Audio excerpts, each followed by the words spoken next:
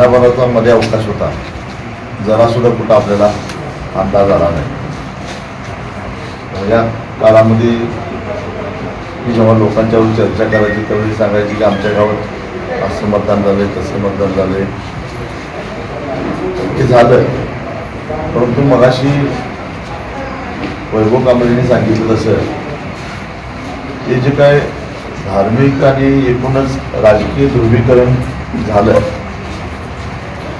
म्हणजे मोदी पाहिजे असा म्हणणारा एक वर्ग, त्यांना पंतप्रधान करायचं आहे, 400च्या वर खासदार त्यांचे निवडून आणायचे आहेत आणि मग मला त्यांना जे जे काही करायचं आहे ते करून घ्यायचं आहे असं म्हणणारा एक विचारधारा आणि त्यांना पराभूत केलं पाहिजे म्हणणारी एक विचारधारा.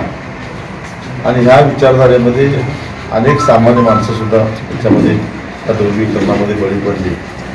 आणि त्यामुळं आपण जो काही सामान्य माणसाचा विचार घेऊन चाललेलो होतो तो विचार ह्या सगळ्या वावटळीमध्ये लोकांच्या डोक्यामध्ये शिरला नाही, ही अत्यंत दुर्दैवाची गोष्ट आहे.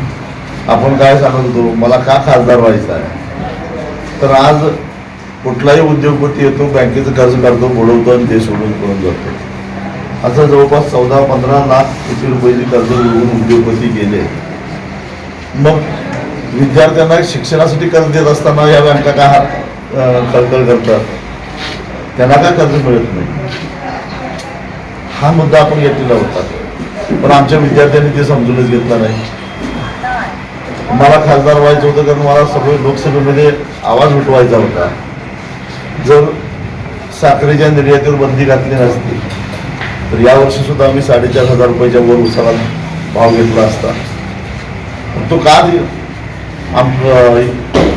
आमच्या साखरेच्या निर्यातीला बंदी घातली हे इतर खासदारांची विचारण्याची हिंमत नव्हती, म्हणून मला त्या ठिकाणी जायचं होतं. तर ते आमच्या ऊस उत्पादकांनी सुद्धा लक्षात घेतलं नाही. पण त्यांनी लक्षात घेतलं असतं तर एवढी कमी मत तुम्हाला मिळालीच नसती. तोच मुद्दा खताच्या दरवाढीचा आहे, तोच मुद्दा शेतकऱ्यांच्या इतर प्रश्नाचा आहे, सोयाबीनच्या दराचा असेल किंवा अन्य दराचा असेल.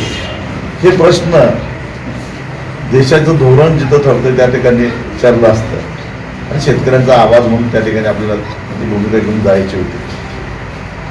परंतु त्याच्यापेक्षा लोकांना महत्त्व वाटलं, कशाचं वाटलं तर ते मोदीला ठेवायचं काय घालवायचं. त्याच्यामध्ये दुर्दैवानं आमची सगळी सामान्य माणसं सुद्धा बळी पडली आणि त्यामुळं आपण एकाकी पडलो. ही जी काय विचाराच्या निश्चित तयार झालेली जी काही कार्यकर्ते त्यांची तेवढी मतं आपल्याला मिळू शकली, पण बाकीचे, कारण त्या बाबतीत एरवी शेतकरी तरी ठाम असतो आमच्यावर, त्यावेळी सर्वसामान्य शेतकरी सुद्धा कितपत ठाम राहिला याबद्दल मला शंका वाटायला लागलेली आहे. आणि त्यामुळे हा सगळा विचार केल्यानंतर आता मला वाटतं की गेली 25-30 वर्ष ही चळवळ मी चालवतोय. आता एक पिढी बदलली, आता राजकारणाकडं समाजकारणाकडं बघण्याचा दृष्टिकोन लोकांचा बदलत चाललेला आहे. आणि त्यामुळं कदाचित लोकांना असं वाटलं असेल की हे जुनं झालं, असंही वाटू शकतं. त्यामुळे या सगळ्यावर आपल्याला एकदा पुनर्विचार काहीतरी करून करावा लागेल. परंतु आता ही ती वेळ नाही आहे.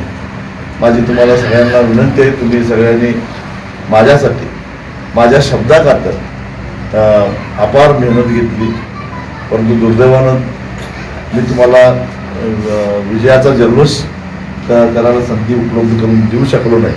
त्याबद्दल मी तुमची सगळ्यांची माफी मागतो. परंतु याचा अंतर्मुख होऊन आपण सगळेजणांचा निश्चितच विचार करू. माझी तुम्हाला सगळ्यांना विनंती आहे की आता शांतपणे सगळेजण आपापल्या घराकडे जा. आपण काही दिवस याच्यामध्ये अंतर्मुख होऊन विचार करू आणि मग पुढं काय करायचं ते निर्णय घेऊ.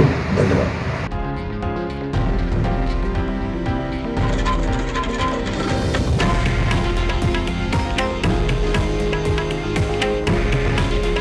हे आहे देशातील नंबर 1 न्यूज नेटवर्क आणि आपण पाहत आहात TV9 मराठी. काळजी तुमची, हित महाराष्ट्राचं.